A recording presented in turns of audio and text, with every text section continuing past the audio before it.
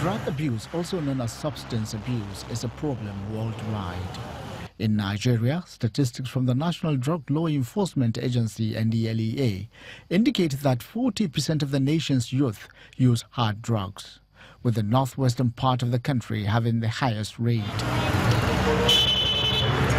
The situation, however, seems to have taken a new dimension in Kefi, Nasarawa State, as youth comprising of women, girls, and young boys of ages 15 to 35 are involved in this act. This is Ngozi Pius. She is known as a dealer of hard drugs in Kefi. Right by her gate is a peephole where youth who come to patronize her beckon for whatever brand of drugs they want.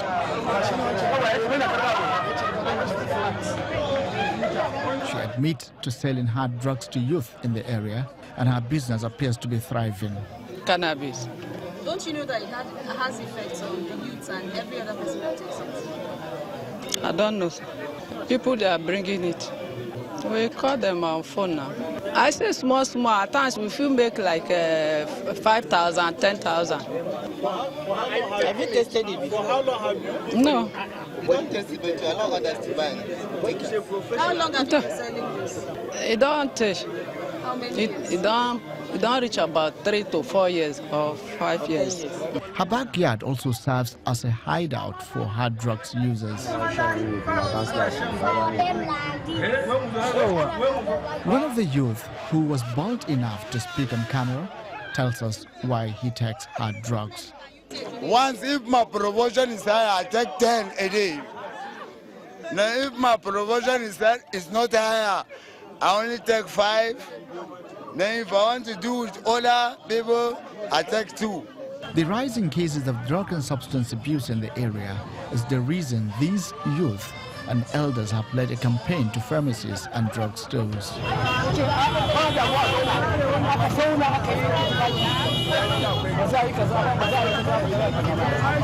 Their message is clear: stop drug abuse and build a better society. Our youth are all bedeviled with this menace, and I believe this is due to lack of, things to do. We have a lot of graduates that have nothing to do, a lot of, talented individuals and youth that, are talented, but they don't have enough, support in terms of harnessing that talent. So I think these are all factors that, could lead to such.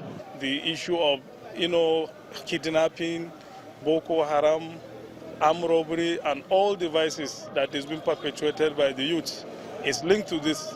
And that is why we have to come together to see how we can salvage the situation. The picture created by the number of youth said to be using hard drugs has very disturbing implications for the nation's socio-economic development.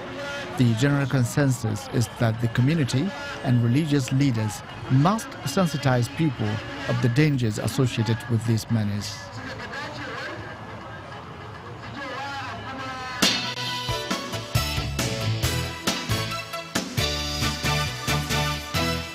Welcome back. It's our concluding moments now. But speaking about operations and just a few things. First, the government has announced this ban on that's importation of the active ingredient in codeine.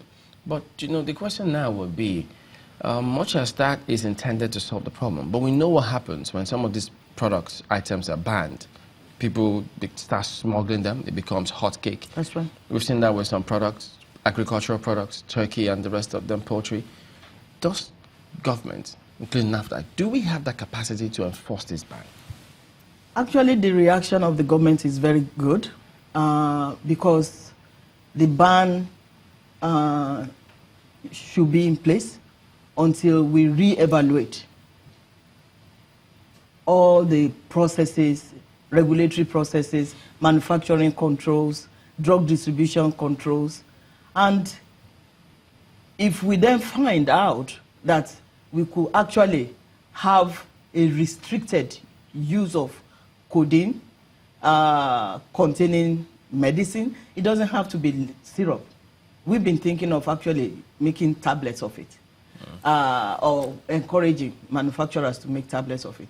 But that will take coordinated, multi-sectoral task force working together So the reaction of the government, I believe, is the right one. Yes, but I also think that there are key components to enforcing this ban. Also a multi-sectoral one, as you just highlighted, if I could draw on that. Because now that this has been banned, you're not at the port, as you say. You're only invited. That has not been addressed. You can't enforce that at that stage. Distribution of this product, the ones that are out there, how do we ensure pharmacists don't dispense these drugs?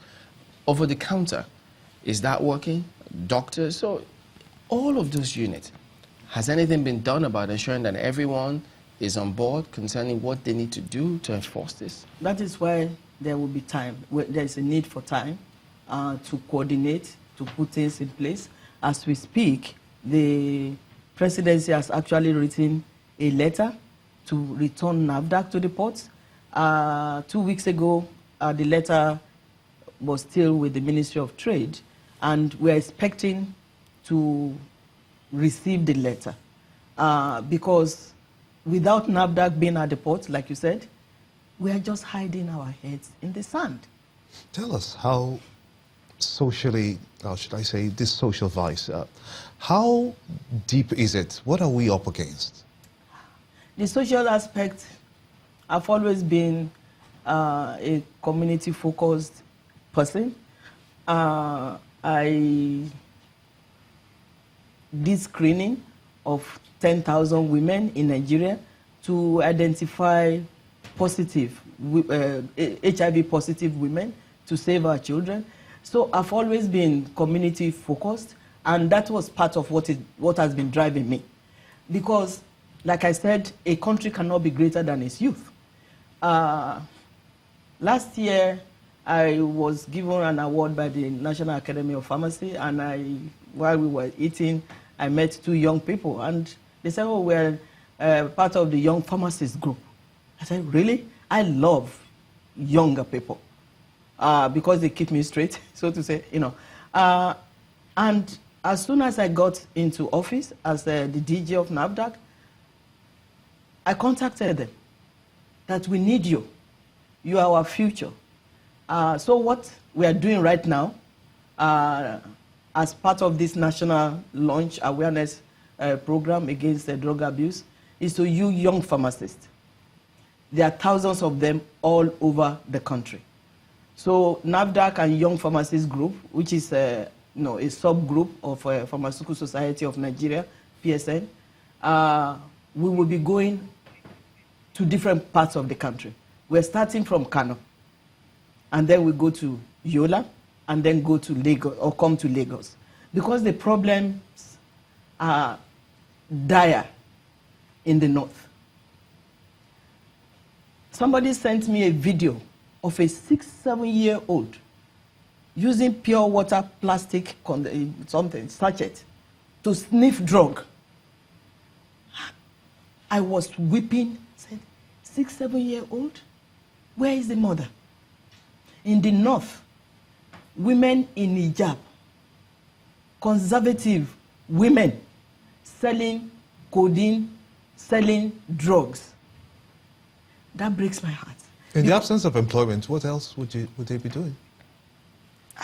That is why we need a lot of work to educate that children have to be in school. I was in Yobe about 2.5 months ago, and driving back from Yobe to Maiduguri, from Damaturu to Maiduguri, I saw 6, 7, 8-year-old children during the week walking around. I said, where are the schools? So we have to, as a country, to help our future, come together. Okay, one more thing. I mean, some of the practitioners there, including pharmacists too, they say that NAFDAC usually requests for 50 cartons of a particular product for registration because they end up registering 1. Why request for 50? Actually, that may be an exaggeration, 50 cartons, but there's a fact, and there's a truth to that. I've met with my directors, and in terms of sampling or sample size, I've told them they have to use or request for reasonable sample size because you are already depleting the manufacturer's volume, if you ask for a lot, that's, there is a problem with that. Because some of those, a manufacturer was telling me that some of the samples found themselves in the market. So that is part of the cleaning up, so to say, that I'm doing. And the staff has responded positively, which is one thing that gladdens me. All right, we wish you all the best, because this is a job of work that you have on your hands to carry out. Well, Moji Adeyeye is the Director General of NAFDAC. She's a Professor of Pharmaceutics, Manufacturing Science, and Drug Product Evaluation. Thank you for coming on this morning. Thank you so much. Thank you. All right, that's it for now. Even though later we'll have, of course, to revisit the matter. But now we'll turn our attention to something else.